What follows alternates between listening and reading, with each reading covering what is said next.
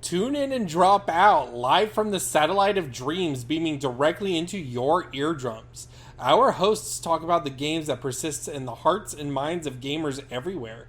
We have our hosts, the Cursed Bro and the Nautical Murph. Oh, oi, Murph! You're my co-host. Why would you give me these rotten shrimp to eat for dinner? Cause I hate you. Cause I hate you so feckin' much.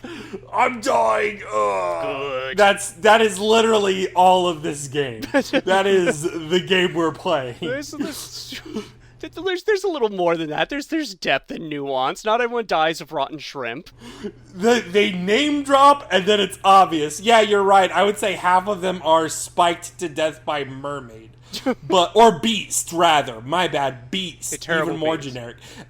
Anyways, Murph, how you doing, man? I'm doing good. Audacity tells me I have 476 hours of space to record with, so we just gotta make this quick. Okay, yeah, we can squeeze that in there.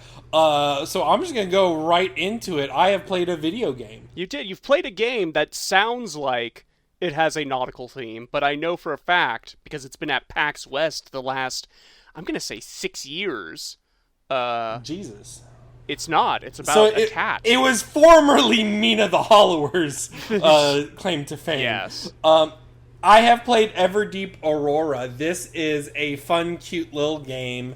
It's like a Metroidvania type dungeon thingy, but there's no combat really. But you're digging. You're just digging. It plays a little bit like Mr. Driller.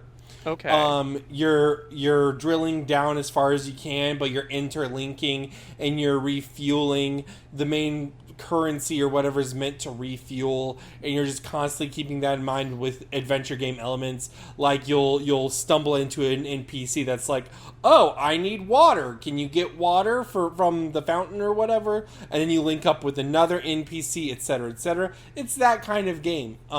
It's really rewarding. I really like it. So it's a Metroidvania without combat, but what you're primarily doing is solving puzzles. So you might even call it a Metroidbrania? Does that blow your mind? Yeah, I suppose. Who knows? Yeah, I guess. There's some heavy platforming elements. I think this game is mostly platformer with adventure game elements and some minor fuel management.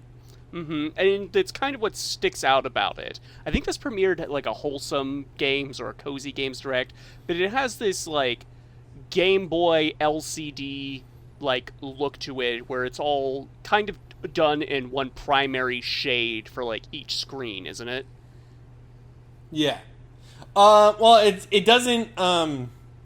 The actual overworld is like the actual main dungeon itself, and it'll scroll down as you dig further down. But like you can enter little rooms and little dungeon areas that'll have, you know, a bonus trinket that will be useful for your adventure or unlock a quest for you, etc., etc. Mm-hmm. Okay, this did release this year. Yep. I actually thought, because I've seen it at PAX again and again, that this actually hadn't come out yet. It's actually blowing my mind that it finally released. There you go. I mean, hey, Mina the Hollower is coming out in Halloween.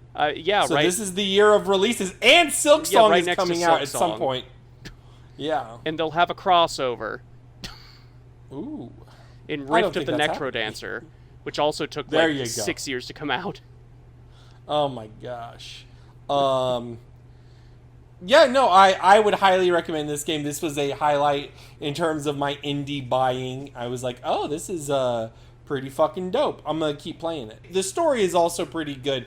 I haven't like fully dug into it, but the cast of characters is what I particularly enjoy about it, because it's very anthropomorphic animals, and like you'll go into a tavern and you'll see like big giant dogs or pigs or whatever, and like they're very colorful. Everyone has like a personality to it.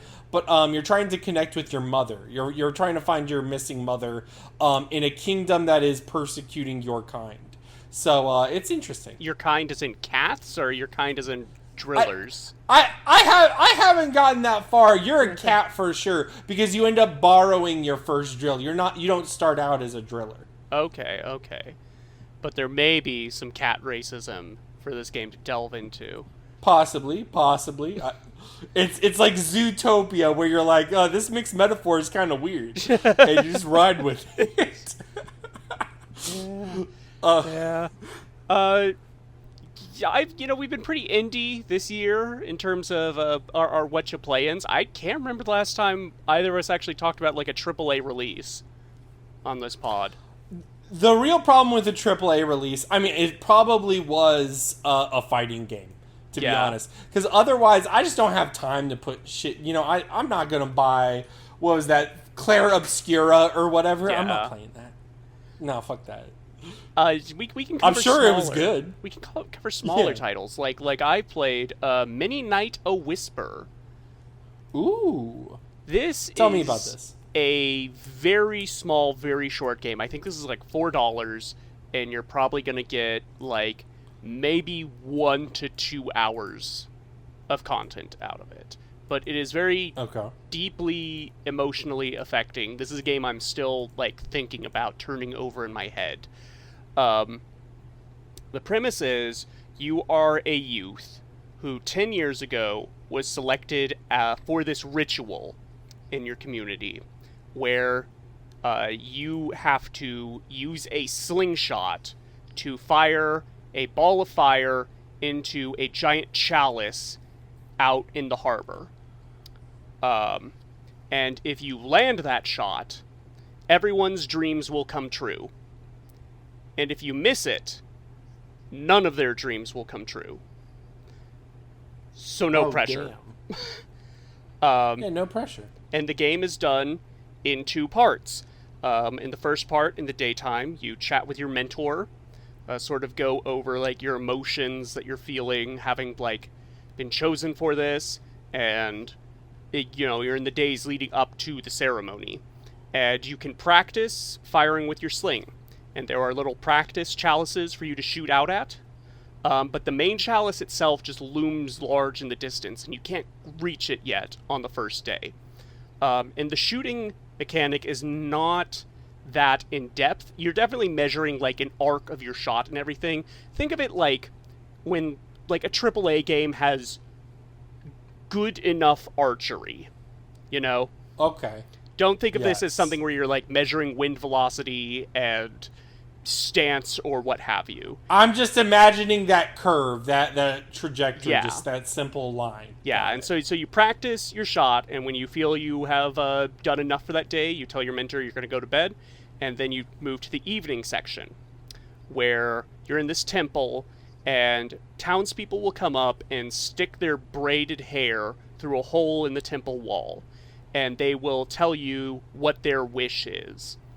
And you will have to decide whether to cut their hair, which means you approve of their wish, and their wish will be granted when you make the shot, or to leave the hair as is, meaning they'll have to wait another 10 years to make their wish. And for each braid you take, it's added to your sling so that you can shoot farther. And this is where it really gets to sort of the philosophical emotionality of it as you sit and listen to people. And they will really run a gambit of, there's like a person who comes up and says, there's this really cute boy in town I really like, please make him fall in love with me, Or a child will come up and say, I want the pinkest, fluffiest cat in the world, but he has to be able to turn invisible because my parents don't want me having a cat. And we're going to be best friends until the day I die, Or someone comes up and says, make my dog immortal because I can't bear to see him die.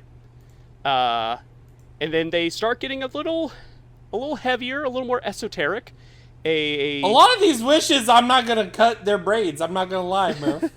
One non-binary person comes up, says, "Can you make it so everyone is the same gender?" Or someone comes up and says, "Make it so that religion never existed." Oh, this is complex. Or these are prickly. Yeah, my favorite two are a guy comes up and says, "I've been trying to quit cigarettes for years. I can't do it. Can you make it that tobacco is cheap and healthy?" Yeah, and you can cut their braid at any time, and they'll beg and plead if you like take longer to consider it. And you can, they're like, "Make tobacco cheap." I'm like, instant snip. You don't gotta tell me more. One woman came up and says, like, I'm 70 years old. I was diagnosed with cancer, and they told me I had like 5 years to live. I've managed to live 7 for this moment. Can you please cut my hair and make me healthy again so I can keep on living? And at first I was like, yeah, that sounds reasonable enough. Like, that's a good wish. And then she was like, and once I'm healthy again, I'm going to track down the son of a bitch that took my life's work and kill him with my bare hands. Whoa. Like, That's heavy. Or another sort of dark one is a man's like, I have a secret daughter. I've kept her on this isolated island. No one knows about it. I've been her whole world, teaching her, feeding her, playing with her. She's 15 now, and I realize I've done a really messed up thing. Can you make it that she's free, but also no one knows it was me? Damn. It's like, Maybe people should live with their bad choices. Yeah. And so that's really the game, is you sort of play like God, more or less. You listen to people's prayers and decide who's worthy. But Murph, here's my real question. Fuck all that. How hard is the shot? So I managed to start like landing the shot pretty consistently in the practice. Okay. And then it's like, okay, you know, when it gets to night of the ceremony, you actually have to make the shot. Like, that's the whole conceit of the game. You have to make the shot. Did you say Kobe when you did it? The mentor tells you that he doesn't know what save data is, but when you agree to the ceremony, your save data will be deleted. So you can't save scum it. Yeah, that makes sense. And I had practiced. I had like figured out, okay, I stand on this tile and I line up the character's chest with this tree in the background, and I wheel it back so their arm is matching this pillar, you know, and that always consistently hit. And then when it came to the night of, I forgot it takes place at night, so a lot of elements were darkened that I couldn't see, and also the character's in a different outfit. And oh no, that threw you all off. And I buffed it. I shitted it. I missed. Oh no! And I just sat there, jaw agape, as the credits rolled by. And it, like, just in complete and total, like, disbelief. Like, I missed it. I had practiced and practiced, and I was so confident, and I buffed it. And, you know, it's so rare to actually get a feeling like that in a game, because for better or worse, games want you to succeed so that they can feed you their narrative. In this, the narrative was all on me. The narrative was literally, can I, Murph, make this shot and make everyone's dreams come true? You know? Yeah.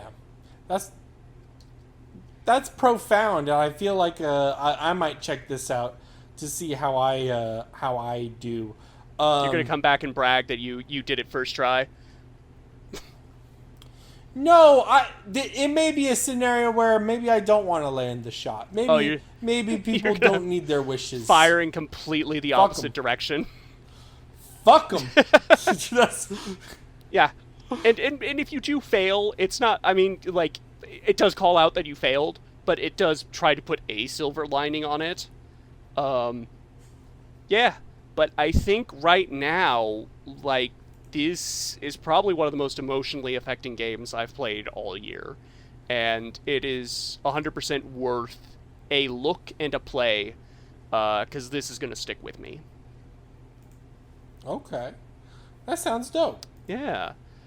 Do any of the Castle Crashers fight with a slingshot? Have they added that in, or do they just throw fire from the sky? That's totally possible. Most of them probably use a bow and arrow, but there's a chance like a barbarian uses a slingshot. Mm-hmm. You have, like, how many years has it been since Castle Crashers released to this DLC coming out? It's almost been like 20. Are you 20? As Probably, many years yeah. as they're taking the Hobbits to Isengard? Yeah. 2008 it was the original release. So it's getting there. It's happening. Yeah, I love Castle Crashers. That's one of my, like, primary, like, turn your brain off, do a brawler with, like, 3 other people and just fucking go for it. But the update is, like, it's twofold. Number one, it's a graphics revamp. So all of the main character sprites and all of the enemy sprites have been reworked, and, like, just overhauled. And then the second thing is they've added an extra mode where they allow players to create their own characters. Mm-hmm. So you get a lot of meme picks, but you get a lot of fun stuff too, and you're able to mix and match what powers they basically inherit from the main roster. And the main roster was pretty big, so, like, you can borrow, the Grey Knight's moveset for Link, or et cetera, et cetera. So, yeah, it's fun. I highly recommend just even, like, looking at the character selections of what people have made and, like, looking at the tools themselves. It's pretty extensive. So as far as, like, the graphical revamp, is this, like, pretty significant, or is it like they've kind of, like when a cartoon gets a movie and they add some, like, cinematic shading to everything? If you look at the characters side by side, you'd be like, oh, that's definitely a clear difference. Mm-hmm. But that being said, I think the environments weren't changed very much, and the environments are the primary thing you're looking at. And then, like, I don't think the original style was that bad. No, like, you have the option to keep the original style, so it's really just like a bonus on top of the character creator. Okay. So, and it's like $3, so it's like $3 for a almost 20-year-old game. Yeah, I think. Because I'm trying to think, as far as games by the behemoth, I always feel like Castle Crashers is the one that had the longest legs. Like, I don't really hear people talk about, like, Battle Block Theater or the tactics one they put out. I'm not even sure what... Pit People. Yeah, Pit People, yeah. Yeah, I think Castle Crashers was the big one. I mean, I think Alien Hominid, technically, it just got a sequel. I think that one was big in its own way, but I think Castle Crashers was there for the bulk of it. It had that Xbox Live Arcade boost. Yeah, it had that Xbox Live Arcade boost. And, like, I look back on that era really fondly. So I definitely don't mind the additions to it. I particularly like to play as this Hello Kitty Knight. It just makes me happy to be able to play as these random characters. Mm-hmm. There's a lot of meme pics that don't look good. The one thing I will say is if you look at the workshop, there's clearly, like, if you half-ass it, or if you see someone that half-asses it, it's kind of like, I don't want to download that. There's a lot of them where I'd want it. I'd be like, oh, shit, yeah, that'd be great. But, like, it just doesn't look good. How many Deadpools are there? Quite a few. Yeah. Speaking of a new coat of paint on something quite old... Moving into the actual penultimate Myst minute. Last time was the penultimate, but it was actually the anti-penultimate. They're talking about Myst 2020. So this is when they remade Myst from the ground up again. in Unreal 5, primarily with a VR focus. And this is the 5th remake of Myst. And my hot take for the franchise as a whole, it really is, every time they remake Myst, it gets a little worse. I don't much care for this remake. Yeah. It's just... That makes sense. It's just so Nintendo hire this man, right? Like, you... It's just... The original Myst, like, in its slideshow presentation, there's intentionality to the mise-en-scène of what you're looking at. And having the lower res graphics and fewer colors to pull from, and not really even shading, helps create the sense of mysticism about the world you're inhabiting. Making it just like an actual, like, island, and I'm not going to knock that the graphics aren't pretty, they're gorgeous. But they're also, like, gorgeous in a way where I feel like any moment my character's gonna, like, pick up a pistol and start gunning down, like, I don't know, cultists or something. You know, it looks too, like, AAA shooter pretty. Let me ask you, do you feel like your opinion on this would be softer if it was in VR? Maybe. Like, if you played it in VR. Yeah, maybe, like, being feeling like you're physically there on Myst Island, it's hard to say because I believe so strongly that Myst's, like, appeal and design works for the HyperCard format because that's what the environments were designed for, you know? Like, I genuinely, when you make Myst look realistic like this, it kind of hammers home to how illogical and small the environments are. Like that... The space is not made to walk in. Yes, and that feeling of, like, liminality is completely gone. Like, you walk around Myst Island in the original, I don't think about the fact that there's not, like, a bedroom, right? Yeah. But in this, in the 2020 remake, I'm like, this place just doesn't work from a I'm gonna live here standpoint. Because my brain's thinking about that now. Whereas before I didn't, because there was that abstraction, that separation from reality, that gave it that fairy tale, like, mindset. And so you go into, like, rooms where you have to, like, turn the crank to get the tree to rise to go to the channel wood age, and you realize that shed is just, like, a safe and a gas valve. And I could see how someone playing Myst for the first time through this is going to be like, oh, this is just, like, silly moon logic type old game puzzle. Whereas in the original, for some reason, that felt, like, natural to the environment you were in, right? Yeah. And they just adjust a lot of the mechanisms, probably to make it more VR friendly. So, like, in the original, again, with, like, that gas valve, you strike a match and light the furnace. In this, once you open the safe, there's just, like, an ignite switch you turn. So just a lot of the fiddliness is taken away. In the Stone Ship Age, there's pumps you have to activate to drain water from certain sections of the age. That's replaced from, like, these little pumpy buttons you press to just, like, a lever you turn to what area you want drained. Yeah. So it just doesn't hit the same. And I really would not recommend anyone play this as their first time playing through Myst. Maybe if you played through Myst originally, you know, decades ago, 30 years at this point, and you want to play it again for the first time, or, you know, play it like it's the first time again, maybe you would want to check this out and feel nostalgic that way. At this stage, after being on Myst Island so many times, like, this doesn't work for me. And also, they fixed this in a patch, but when the game launched, all of the FMV cutscenes were replaced with these really horrible CG models. They look like VTubers, just, like, gesticulating about. They can't really make expressions. It completely ruins, like, the whole mystery aspect to the game, because when like you open the red and blue books and you're seeing Sirius and Achenar, the fact that it was real people in the original helped lend like a level of believability there.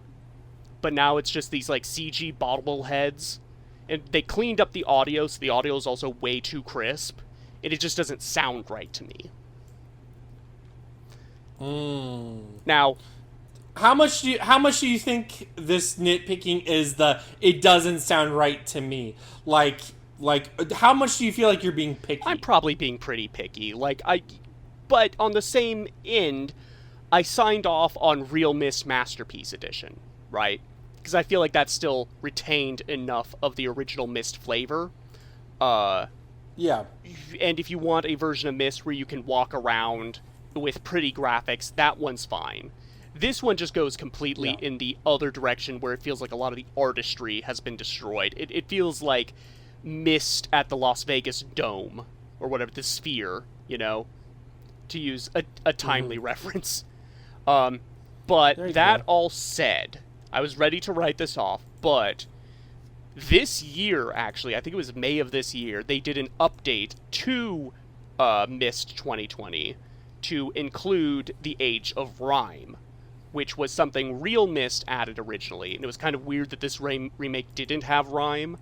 And Rhyme's always stood out as this odd part of the Myst ethos, because it was something tacked on to this remake, Real Myst, and it's an age you go to after you have finished the game.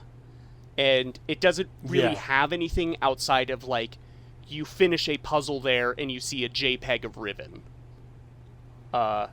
It's important in the story context because it's the last place that Sirius, Achenar, and Atris all remember, like, being a happy family.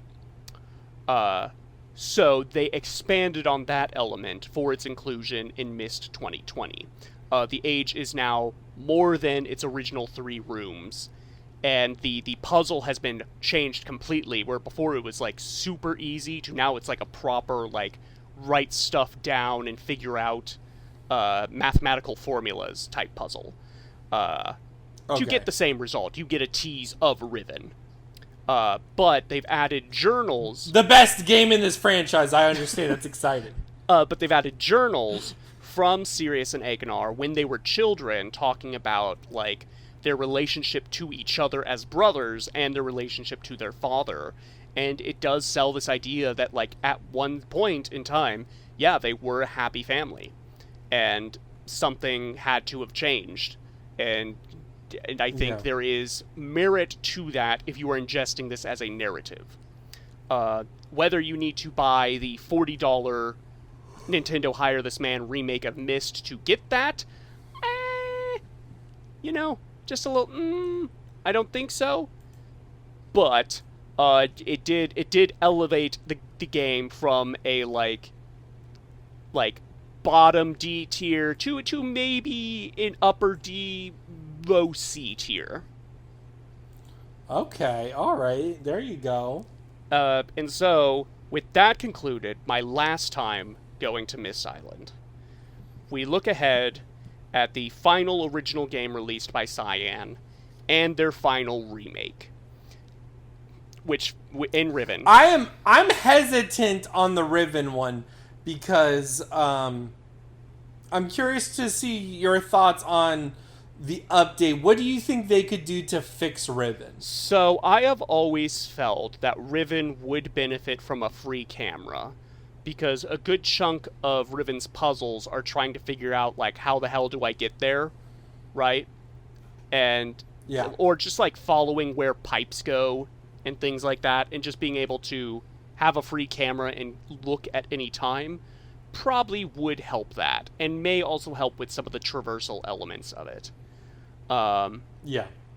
That said, from a visual angle, Riven, like the original, still looks freaking incredible, right? Like, genuinely one of the best looking games I've ever seen. So doing like the Nintendo Hire This Man remake effect to that, I see no point. But I have heard they have tweaked puzzles slightly to make them more user-friendly. And I'm curious as to what that entails. There was originally a question I asked at the start of the Myst Minute way back when. There was 2 questions. One was, what is the value in having the original creators for a franchise? And what is the value in a remake? And I think we will get the answers to those questions with these last 2 games. There we go. All right, I am excited. But until that point, Murph, are you ready for the variety minute? I am. Let's get a little mysterious.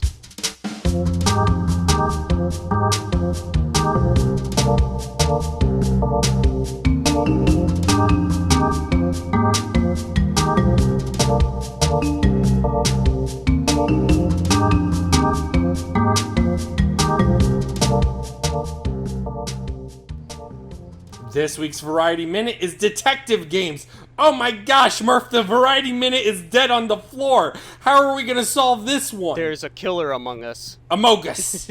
Would you count Among Us? Because Among Us might be the best detective game. Yeah, I would. Because it is a social deduction game, right? It's literally a murder mystery. Yeah. And I think, I would actually count Among Us. Like, I just kind of improvised that, but yeah. Because, we played Among Us with a group of friends, and there were some high drama I'm convinced this guy is the killer. I'll never forget, you and I had a moment where we were convinced each other was the killer, and after a meeting, we just sat in the dining hall staring at each other until the next body was reported, and we were both like, okay, it wasn't either of us, we are now in this together. We can trust each other fully. Yes. Sometimes I think the biggest thing for deductive reasoning in games, first of all, a lot of these games will go different directions of it, but the biggest one is process of elimination. We'll get into it with Obra Dinn, but I would say a bulk of a lot of deductive reasoning beyond just connecting clues or doing a logic thing is just realizing, oh, this thing can't possibly be it, and then you rule it out. Yeah. I wanted to cite some ones that are less deductive reasoning, however. I think one of the ones that is interesting in this context is probably L.A. Noire. L.A. Noire does 2 things really well, which is noir storytelling, which is a thing that we may hit on more in this Variety Minute. And then the second thing is looking at performances. I think L.A. Noire was about reading a person's face and reading the performances and then determining whether or not they were lying. Yeah, well, that was the whole thing, Rockstar, sold it on. It's we have this really great new, facial scan tech. And you can read someone's face, and you're supposed to, look for their micro-expressions and deduce whether they're lying to you or not, right? Now, I've never played do I like that? You've never played it. It works. Okay. It is true. Yes. But I also think it runs out, that gimmick runs out fast and you end up playing it a bland Grand Theft Auto, and you're really caring about the story, especially once you're halfway in. You're okay, I am engaged with Cole Phelps as a character and the way this noir is going. But by that point, you're kind of done with the meat and potatoes gameplay, and you're enjoying the performances instead. So yeah, I'm neutral on that one. I'm a big fan of also ones that are Her Story, where you're sort of assembling it in your own head. You already have all the evidence in front of you, and you are just assembling the evidence. Yeah, I think a game like Her Story or our Game of the Week are my preferred, detective game styles, where you are piecing together your own timeline, your own corkboard, taking your own notes as to the direction of the plot. Whereas we see a lot of, detective games that are sort of, detective-themed, but they are leading you on a narrative more than anything else. Something like Ace Attorney would kind of count, right? Because you are picking apart witness testimony, you're presenting evidence, but there's a specific order you have to do it, and that order is meant to line up with plot beats. Well, and what's wild about Ace Attorney is you are working with Phoenix Wright basically in your head. You are Phoenix Wright. But what will happen is Phoenix Wright will get out of a sticky situation by picking apart a testimony, and then he'll back into a corner, and then he'll have to come up with the wildest claim. And then you have to deduct, like, the real deductive reasoning is not proving a testimony wrong. The actual deductive reasoning is figuring out Phoenix Wright's batshit theory and proving where it. He'll say something like I have proof that it wasn't Mr. Gonna Do It, and I think I know exactly what it is. And you, the player, are like, do I?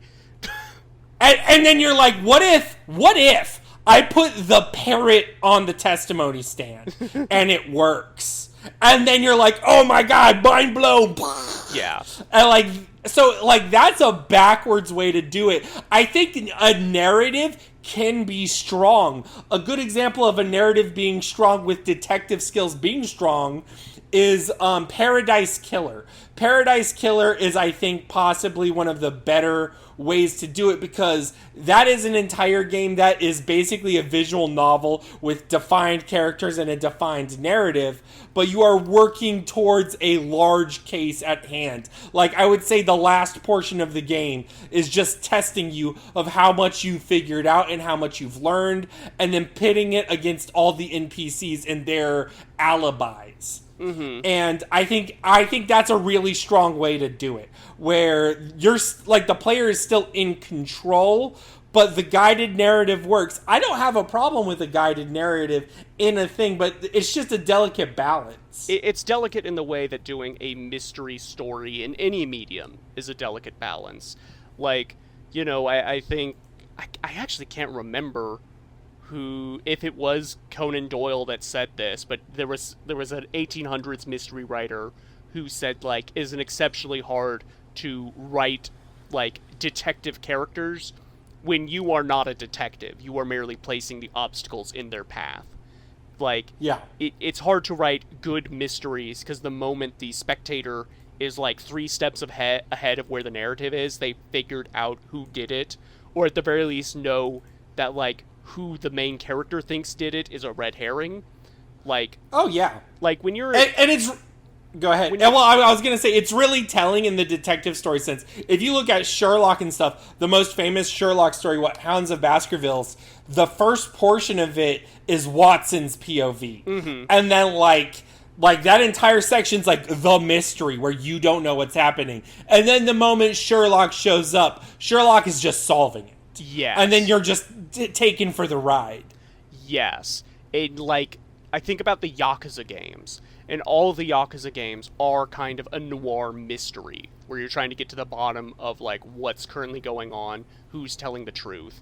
And the issue those games constantly ran into is that the answer was something you could have never predicted. Because it's like, a dude steps out of the shadows and says, I'm with the shadow government that's been controlling Tokyo for 20 years. Here's my entire life story. And it's like, okay, I had no idea there was a shadow government. This is just a fucking plot. Like, yeah. you're just loading plot on me. Yeah. The best ones were games like Yakuza 4 and Yakuza 7, because you knew who was behind everything by, like, the midpoint. Then it became about how you can get to the part of taking them down, how you can gather evidence. Well, Judgment. How was Judgment in that? So Judgment was actually pretty good as far as a detective game and as a, like, living that noir detective lifestyle, because you actually, on your skill tree, you get a lot of buffs for smoking before combat or being drunk. So you kind of just, like live this lifestyle as Yagami, where it's like, oh yeah, I'll hit that bar on the way back to my office. Maybe I'll get into a scrap and get bonus XP. And so you're just, like, living this chain-smoking drunkard lifestyle while also solving a high-profile case. Yeah. And when Judgment was actually focusing on the detective elements, it was really strong. Things like picking apart witness testimony, collecting evidence. It did, like, I think it was, a lot of reviewers said it was kind of like an Ace Attorney minigame played straight. Yeah. And then the shift turned in Lost Judgment. The detective part became a really small part of it as sort of this greater suite of, like, detective-esque things, like doing parkour became a whole mechanic of the game, because detectives climb on roofs and chase people, and there was also, like, a chase down perps, and blending into the background and lockpicking, and you sort of really got away from that, like, actual detectiving part of it. It also, Lost Judgment just sort of fell apart because you present the same piece of evidence, like, 5 times. Like, when it gets to the part of, like, we have this piece of evidence that picks apart this entire witness testimony, and I'm like, is it the camera footage that shows he was in 2 places at the same time? Yeah. Let me ask you, let's talk about what makes a bad detective game. Mm-hmm. So I want you to tell me which one is worse. I'll use your taste to judge. Either I'm Professor Layton, and I'm trying to figure out a mystery, and oh my gosh, this person has given me a puzzle, and the puzzle is about chickens and wolves, and how many I could put on a raft to cross the river. Or, I'm Batman, and I press a button, and I look at the X-ray of all the information I need. So I need you to tell me which one's worse. I guess Professor Layton, because the Batman thing is, like, effectively like a quick time event, right? Yeah. And they tried to that makes sense. They tried to get a little more detective-y with it in, like, Origins, where you have, like, the crime scene replication, and you have to, like, rewind and fast forward it to find the right moment where something happens. Weirdly, the Gotham Knights game, for the 4 hours I played of it before I turned off because it was unbearable, tried to do way more with, like, crime scene investigation, where you actually go into a first-person view and, like, pick up items and analyze them. It ran into the issue where a lot of first-person Western RPG games go, like, specifically Bethesda, where it's like, I need to get into this, like, computer, but the computer's locked with a 4-digit code. Look around the office, see, like, a poster for a music tour dated 1987, and it's been circled in a red marker. Mm-hmm. And it's like, I wonder what the 4-digit code is, right? Yeah. And that's sort of, I remember seeing a critique of, like, the Fallout games, where it's like, the fact you can stumble across what the code is kind of makes hacking skills irrelevant, right? Yep. Or you find the code and you still want to hack it for the sake of XP. And then it's like, there's no you know what I mean? There's no, you're just doing, there's no role playing. Because I just want the fucking XP. Let me just cite some ones that I really wanted to cite before we end this, or we transition. I like adventure game ones. I was a big fan of Nancy Drew. Nancy Drew games were really fun for me. It's a really good genre for adventure games. So, like, even Sam and Max, even though that's pretty goofy, but, like, what is it? The Gabriel Knight. Gabriel Knight, or the Tex Murphy stuff in particular. Those are big deals. Mm-hmm. And I'd also want to talk about Disco Elysium. I think what's nice about Disco Elysium is that's less about solving the mystery, because that's just solved by the narrative. And that one's more focused on the process of character. Yeah. And it's focused on how you're role-playing as a cop. Yes, you know what I mean? It's about imbibing the headspace of this person who kind of has not really a Sherlock mind palace, more like a mind Greek chorus, you know? Yeah. And you will stumble into the answers like he will if you're playing the game, but, like, how you stumble into them is profoundly your experience with the character. Yeah. And that's interesting to me. The greatest, like, trick Disco Elysium pulled was taking skills that you didn't think were going to like chime in dialogue sections, and they do. The first time I played that, I put a lot of points into encyclopedia because I wanted to be like, oh, that's going to be the one that's going to give me all like the deep lore. But what encyclopedia actually does is chime in with a bunch of like stupid shit that has nothing to do with what's going on. Like, yes, and then yeah. Well, that's also based on how much you put into it. Yeah. If you put in like a mid amount, it would give you what you need. But since you put in a lot, you basically get, for lack of a better word, the spectrum answers. Yes. Where you're just like always thinking about everything. Yes.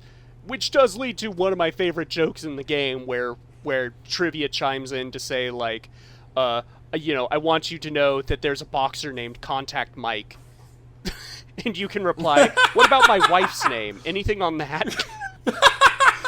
My favorite moment in Disco Elysium, and the moment that sold me on it, was you're interrogating someone and the person is giving you all the answers you want, and like she's giving you a lot of evidence and you're really into it, and like all of your normal checks are like, even when you pass the check RPG wise, they all pass the sniff test. But the one stat I put into was like the fortification, where it was like basically whether or not you're trusting your senses, and that was like the only time it ever popped up, and I was like, she's probably lying to you. She's telling you exactly everything you want to know. Yeah. And don't listen to any other one talking to you. And I was like, oh my god.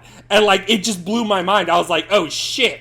Yeah. And like literally every time she said something, all the other ones are like, oh yeah, she's totally, you should believe her. Like, oh, I can't believe he would do that. Like, I was like, oh, that's so mind-blowing.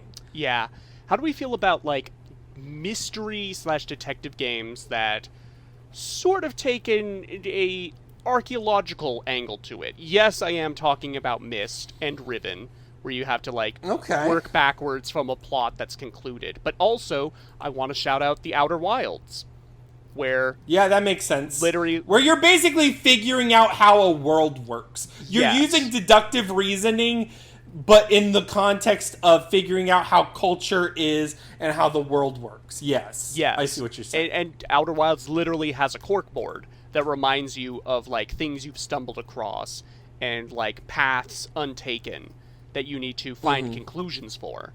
And that's a real driving factor of you, because you can approach Outer Wilds from any direction, and you will stumble across the answers in a different order, because each clue sort of leads into 5 other clues that lead into 5 other clues that all loop back on themselves, which is a really elegant puzzle boxy way to design a game.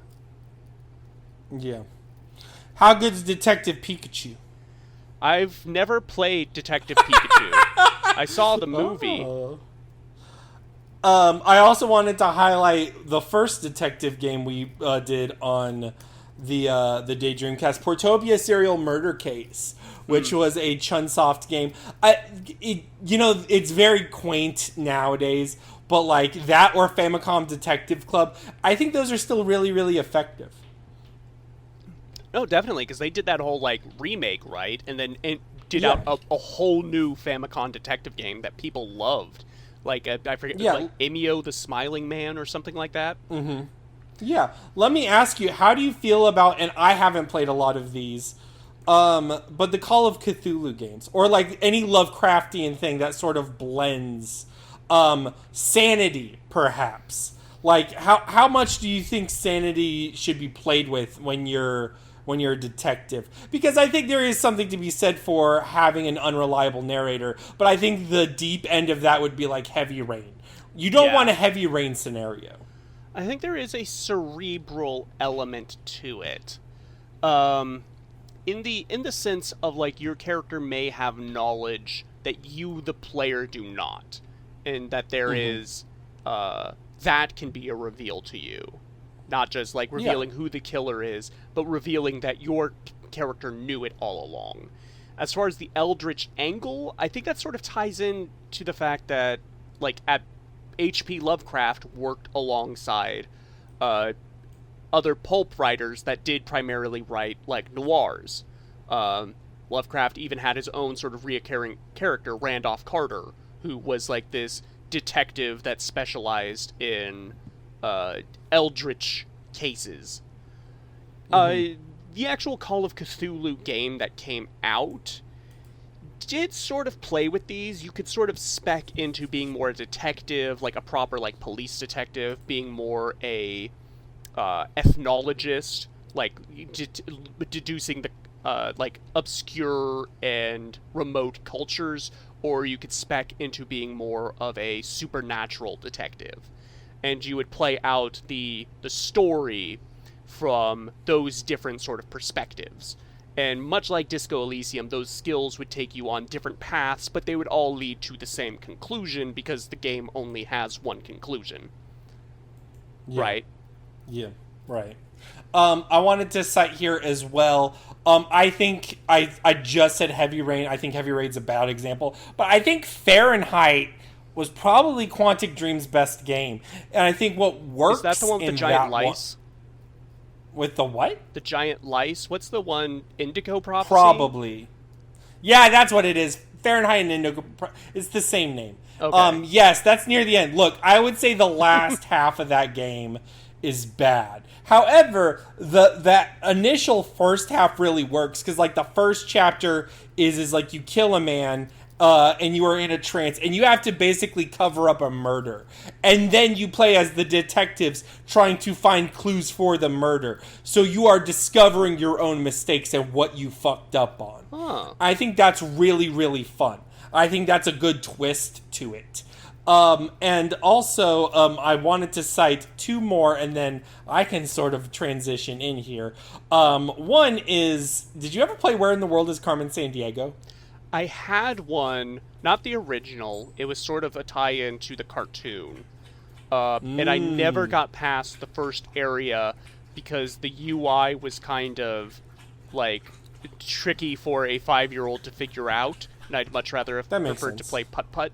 But classic. I always think about that game and how if I could just go back with my adult brain and finish it, I'm sure I would crush it. There you go. We'll find Carmen Sandiego one day, dear viewer. I hear she'll steal your soul in South Korea. There you go. What? What? She'll steal your soul in South Korea, make Antarctica cry uncle. From the Red Sea to Greenland, she will be singing the blues.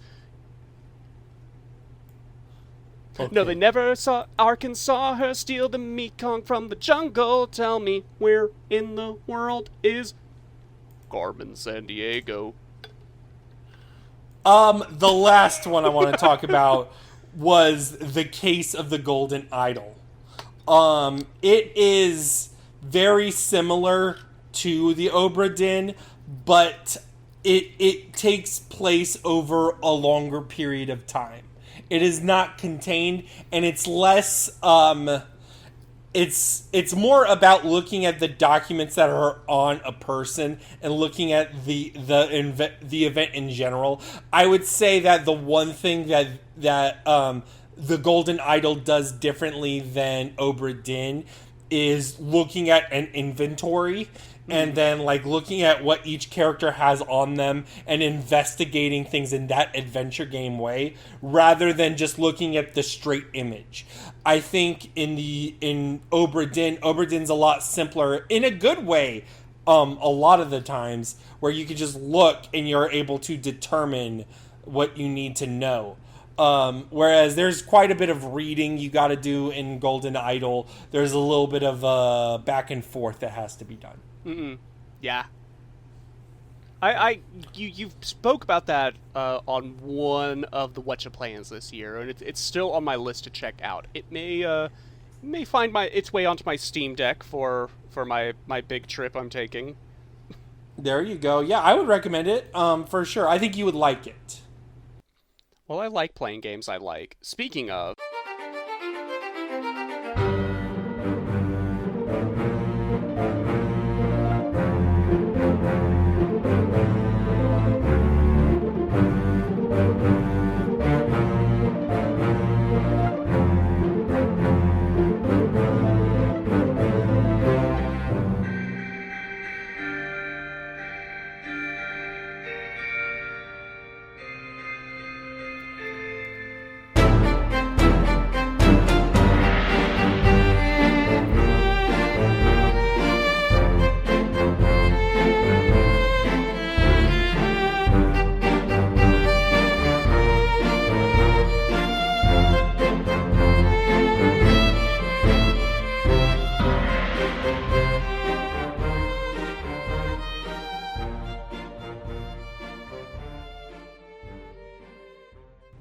There we go.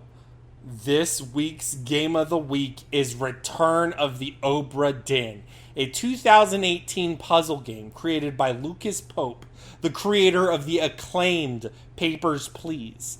The game is about an investigator for the East India Company investigating the mysterious deaths of almost everyone aboard the Obra Dinn, with a logbook and a magical pocket watch that allows you to relive the last moments of a victim's death.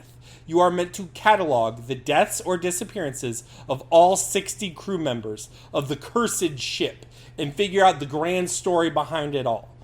Murph, go ahead and gush about this game. Go ahead. I'm just going to sit here. This game is like... This is my second time playing it. You can actually listen to me talk about my first time playing it way back in the Quarry episode.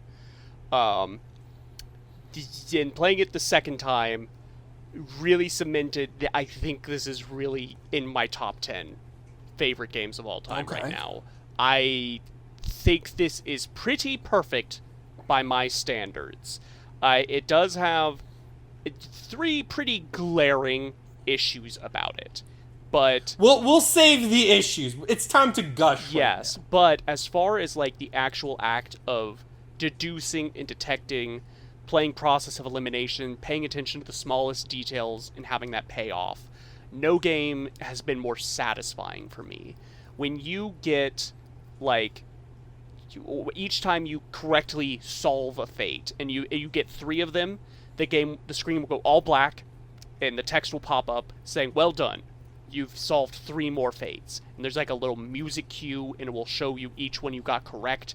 And there's like this little just victory music that plays. And each time I pumped my fist in the air and did the "my brain is so big and wrinkled" dance. Like, you didn't think I would solve this, but I did. And beating it like the second time, having forgotten most of the solutions, and getting all 60 fates correct without a guide, without even the hint of a guide, like, is such a thrilling, fulfilling experience in this game. Yeah, I agree. Yeah, sure. No, I agree. I think this is a very well done game. I would not change. The 3 things I would change, I would say, are quality of life generally. Maybe there's some extra elements here, but like the narrative and the experience is tight. What really helps it is that there are chapters and segments, and you experience those segments largely backwards.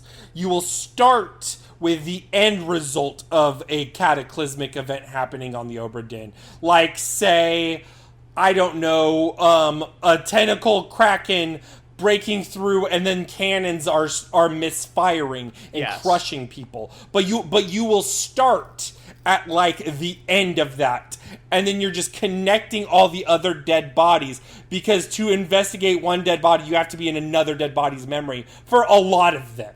Yes. And it works, especially when it's a really focused narrative. And also, there's some chapters that are brisk and short and are really meant to help things. I remember profoundly this time around really appreciating, I think it's chapter 1 or 2, where it's just like people getting sick and dying. However, those chapters are ones with the most information. Yes. Because you can see where people are staying in their bunks, and you can identify their numbers, which is huge for a lot of the random motherfuckers. Yes. Like, when the game presents you and says, like, there's 60 dudes, you have to catalog and keep track of and notice when they die. Like, at the start, that sounds daunting. That sounds impossible. But as it goes and you whittle it down and you take advantage of all the information the game is giving you, that's where the real revelations lie. Like you said, in that chapter where it's just dudes dying of, like, pneumonia, there's, like, one dude sleeping in a hammock, his blanket's over his face, but you can see his arm is hanging out, and he has a tattoo of a woman on his arm. And you can take note of his bunk number 37, and from that moment on, I was like, okay, every time I see a top man, because he's sleeping with all the other top men, I'm going to pay attention to their arms and see which one has the tattoo of the woman. You know? That's especially valuable. I would say the hardest ones were the Chinese ones. Because they're based on feet. Yes. And I was like, oh my god. That was okay, alright, first bugaboo. Yes. There's a little bit of guessing. And technically you don't have to guess, but it goes into that scenario where you're like, man, I'm just gonna do it. Because if you register 3 of them, it will trigger. Yes. So there's a point in time where you're like, in your brain, you're like, I'm just gonna fucking see if this works. I know for and it sure works. these 2 died this way and that it's definitely them. I'm gonna throw Or a good example would be, and this is also like, it works and is like, I don't know if I should fault the game for, but like, there's 4 Indian guys. Yes. Maybe 5, but there's like 4 Indian guys on the thing, and they're very clearly all together. And once you've got 2 of them, which are very clearly named, the 2 that are not clearly named, you can kind of just shuffle them around until you get it. And you're like, okay. Or like the 2 females that aren't the wife of the captain, one of them is named Myst and does not wear a ring. So you just immediately go, okay, I know which one is the fucking married woman. Like that stuff adds up real fast, and that's it's refreshing that it's that straightforward. I think the game is sometimes a bit too straightforward.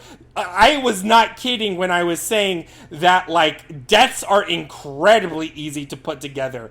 Especially when there are the chapters where it's like the beasts, the mythical creatures are killing them. You can just put spiked by beast, and like you will take care of like 10 or 11 of them. It does, like, part of that daunting factor is when you see the list of all the different ways people can die. I'm going to say, like, maybe 2/3 of that list never come into play. Like, eaten, died of old age, froze to death, you know? Actually, you can do eaten. You can do eaten. There's one person with the mermaids. Oh, I guess... Lim got eaten. Okay, yeah, and the game does have that sort of forgiving nature where it's like, oh, you can put it that he was drowned or he was eaten. Yes, or like you could be crushed by the pillar or the beast. Mm-hmm. Like there's flexibility. There's some ambiguity. I have watched playthroughs where people are like, well, what's the difference between being struck, crushed, and clubbed, right? It does, you know, I can look past that because I'm enjoying everything else. One thing we haven't touched on is how the game actually looks, which is this sort of like, it's sort of like if like your Macintosh like ASCII art came to life, but it's all still. There's actually very few animations in the game, and when you're in a memory, it's all frozen in time. And I think the game really sells you on this premise right from the outset. The first time you use the Memento Mori is like the captain stopping a mutiny by shooting his first mate, who's trying to break into his cabin, and you come into it right at the like captain's shooting at you, and then you turn around and seeing the guy he's actually shooting at, and you get free reign to walk around sort of a limited bubble of that environment per memory. But you can see, like, all the other people that are around. You can go on the top deck and see one guy's, like, climbing down below. And in each subsequent memory, you see that guy get closer and closer until he finally, like, sneak attacks the captain, and gets his, right? Yeah. Like, the game revels in that sort of, like, you see what's going on, and then you turn and see everything else that's going on. And I really wouldn't present this game in any other way. If this got like the Myst 2020 Unreal 5 remake, I would be phenomenally disappointed in the creators for signing off on it. Well, it's so dedicated to its aesthetic. I was okay on the aesthetic. I think it looks really good, especially when you alter the filter to different colors. But that being said, what sold me on the aesthetic was actually the sound design, because ultimately I think the vocal performances really work. And then I also think the music, whenever there's like a super dramatic moment or there's like a big drop of like, oh my god, like the music kicks in sort of a very suspenseful way, and everything is just frozen in time, and like you feel adrenaline even though nothing's happening. Yeah. Yeah, and I think when we get into, like, viewing each memory for the first time, that's where I would, like, probably make my, like, for sure the change I would make is either speeding up the time it takes for the memory to sort of iris out, or just have it not iris out at all. I agree. That, and also navigating, there are some memories, especially in that one section in the water, where you can't access them unless you are, like, digging into, like, you have to basically to access those. Yeah, you have to go through all of the memories to get to that last memory. So you need to, like, if you're wanting to do it, you need to, like, do it once really well, or you're just going to be going through those. You know what I'm saying? It just fucking, yeah. Yeah, and also I see this one I'm less. I can see how people would be upset with this, but, like, waiting for the magic smoke, right? It when you sort of finish, when you hop out of a memory and it's like there's a new body, oftentimes when you're in a memory, it will show you, like, oh, you were paying attention to this depth, but off screen where you weren't looking, this guy also died. And you go to that and you sort of click it, and then it jump back to present time. Your watch will shoot out a cloud of smoke that will lead you to where that body was. And that smoke likes to go on a little merry, like, to run around. I don't mind the smoke. I think the thing that was bothering me with these transitions is it really wants you to complete the chapter before you focus on each scene, which is one of the reasons why I had a problem with the water chapter. Yeah. But like, I'm like, I want to stop and absorb an entire scene, and then the moment the scene ends and I do the transition, I want to stay there, but then the watch is like, yo, there's another one. I'm like, please give me a moment. The game, I would definitely tinker with it. The game hits its, like, actual intended point once you've seen all of the chapters, save the, like, locked one. Because that's when you have free reign of the ship. You can go into any memory you want. And I think early on, as you're playing through it, what you're actually what I sought to do is not necessarily catalog, like, for sure how every person died, but sort of slot in names and such. I would basically, if the victim was unidentifiable, I would for sure put how they died, which was a big one, because, like, that just is also allows me to place it better.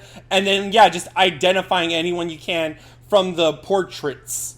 Yes. That really helps. And it also helps that, like, if you know a little bit about, like, how ships work or how uniforms work, you can identify all the mates really fast. Yes, like, just paying attention to, like, the fact that, like, oh, all the stewards wear this uniform.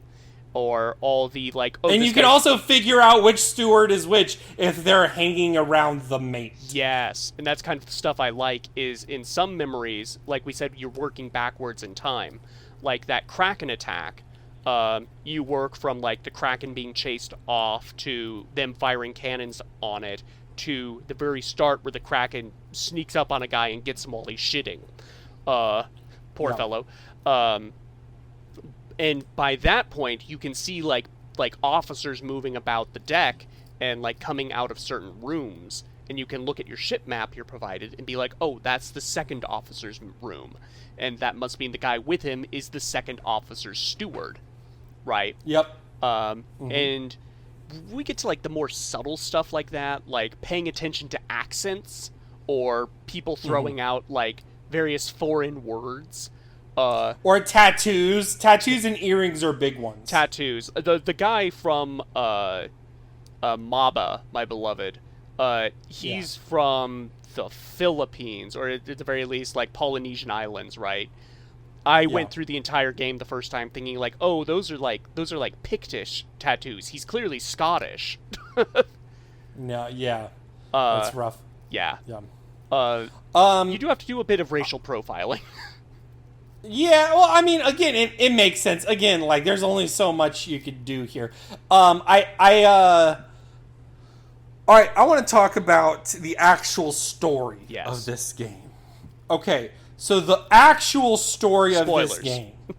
Spoiler time. We're fucking opening. We're opening the chest to get the shells.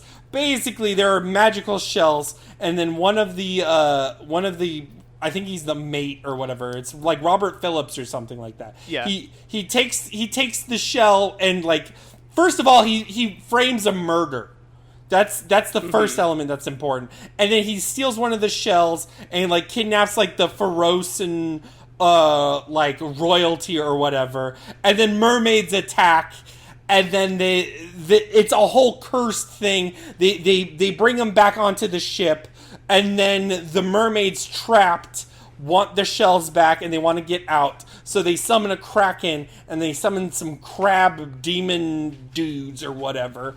And I'm just wondering how you feel about these external elements. I actually don't mind it. I think it works really well within the story.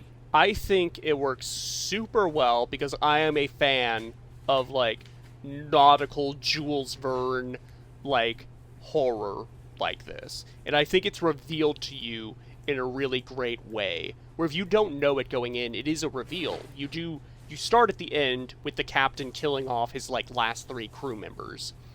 And he, like, goes to cry over his dead wife. Then you flash to how the wife died. She was killed by a kraken. Yeah, and I mean, I also think it's interesting in how it escalates. I think there's ones that are clearly better than the others. I'm less impressed by the kraken. The one that's most impressive is the crab monster dudes writing stuff, because it starts this one is really smart, and I kind of wish that the game did more of these where you have a limited viewpoint. Yes. And you're barely seeing what's happening. You're in, like, a hallway. I don't know what you call that on a ship, but you can only view through, like, these slats into the main galley. Yes. And then you realize what's going on and you're like, "Oh shit. Yeah. They're getting fucked." Mm-hmm. That is, to me, the most effective moment of the horror. But even then, I like the mermaid reveal. I like seeing the mermaids. I think it works really well. And I think the tale of greed also is fitting for this kind of story. Mm-hmm. It's really about, like, because you do the kraken, then you do the soldiers of the sea, and that's when you get, like, the big flashback. You go all the way back to, like, chapter 2, and you see how did it ever possibly escalate to here, and none of the chapters after really reach that level of, like, drama, because it's way more about, like, the intrigue. Because that's when you start identifying, like, who the scummy people on the ship are. But, like, I think the game's really smart about how much information it tells you up front that you don't know what to do with until a certain point. Like, you see the paintings, the sketches on the ship showing, like, all the crew, and you reference back to that all the time. But one of those is just of these, like, Asian-looking royalty flanked by 2 guards. And you see their names listed in the crew registry, but you don't really know what to do about them. Like, surely they're going to come into play at some point, right? And then they eventually do, and it's like the game's giving you all these little breadcrumbs to finally put, like, names to faces. And that's, like, really exciting. I think there's a payoff where early on in the Kraken chapter, some of the crew were escaping by a lifeboat, and one of the crew members is like, "Hey, let me on too," and one of the dudes in the lifeboat is like, "No, you killed my brother." Yeah, and so you look at the registry and be like, "Oh, these 2 guys have the same last name," and the guy he's getting mad at is like, "Oh, it wasn't my fault. The rope slipped." You actually don't see... That's, like, the second death that ever happened on the ship when they were loading it. Yep. And you can "Oh, my... There he is. There's the brother that died." Yep. It's just... And what's funny about that one is when you do it, it's just crushed by cargo. You don't actually blame anybody. It's that's fun. I wish that this goes back to just like a minor nitpick that doesn't affect the whole. Is I wish that the kills were more, that required more thought. Yeah. There's one that I really enjoyed, which was one of the Ferosan bodyguards or whatever is like the survivor or whatever, or he's sentenced to death because he's framed for a murder rather, and basically he's put up and you have to guess which one, because you have to guess a specific person in the firing he's executed squad. by firing squad. Yeah. Yes, and you have to look at the bullet trails. There's nothing like that other than that. I'm like, it's like an underserved element. There's kind of one with one of the stewards, the guy that's actually killed in the first crab scene. He shot through the wall. And for the longest time, you think like, oh, he got spiked, because everyone's just getting spiked in the I did not think this. It looks clearly like a gunshot wound. Okay. But continue. But yeah, and you look out the slat, and you do see one of those smoke trails, and you can't zoom in on the guy shooting, but you recognize he's like the only bald guy on the ship, so he's got. Yeah, you have to look at the model. Yeah. And there are, I think those are pretty few and far between. I give it leeway by the fact there are 60 deaths to solve, and it gives you quite a few freebies, and then it directly tells you, like, this one's going to be really hard, right? Yeah, okay, so the two, like, big saving graces, I would say that if it didn't show the difficulty, and if it didn't show whether or not it will blur out, or it'll have a crystallization of a face. Yeah. If you can, like, safely solve it. If the game knows you have all the tools needed to solve who the person is. Yes. With that told me whether or not I should stay in a memory. If it was like, oh, I need to figure this out, or I can figure this out right now, or if it's like, oh, I need to just keep going. Because there are times where you need to just keep going. Yeah. And there's definitely times where it feels like a crapshoot, a guessing game. The first time I played it, I 100% like kept swapping out the 4 Chinese topmen until it got it right, and I just whittled them down. This time I actually like thought to myself, no, that can't possibly be the solution, right? There has to be a clue I'm missing. And then I noticed they wear different shoes. The feet, it's rough. And that's how you... But I think, like, on the story aspect again, like, I really do feel myself building up a weird affinity for these different crew members. Like, you start recognizing dudes, and because the story works backwards, you know, it's like, oh my god, this guy was just, like, present for everything. Like, I think about shout out to my boy Henry Brennan, like 3 confirmed kills on the ship, always standing by his captain until the very end when he tried to shank him. Like, like, you just start recognizing dudes, and because you can label them at any time, like saying, I think this dude is definitely Charles Minor. And then, like, each time Charles Minor shows up in a different memory, you're like, what's up, Chuck? You know? Yeah. I felt less of that. Again, I think it's the extended cast where I'm like, this could have been tinkered. The one bit of the extended cast I really enjoyed was the ones that escaped. There's only 4 members that escaped. Yeah. And one of them is like explicitly told to you, which is the doctor. Because he is the person that owns the book and gives you the book. Yeah. It also had the memento mori, so I guess he just had that in his day-to-day. Yeah, it's hidden under his table in the memories. I never noticed that.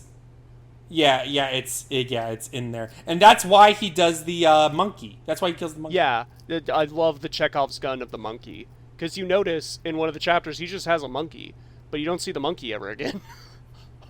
Yeah. It's like a single time, and then at the very end, in the secret ending or whatever, you're like, oh shit, the monkey. R.I.P. Yeah, let's actually bring that up, because that is one of the things that bugs me. Is the fact is what there's one locked chapter, right, and you can't see it until you solve all the fates on the ship.